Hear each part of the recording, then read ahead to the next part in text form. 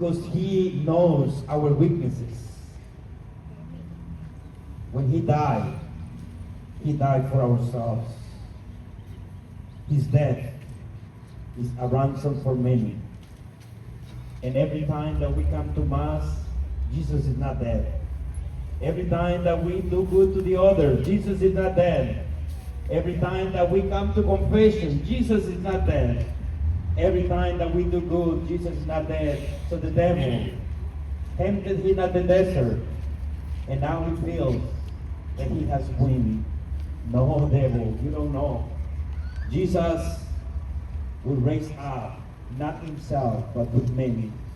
So you are defeated with His death.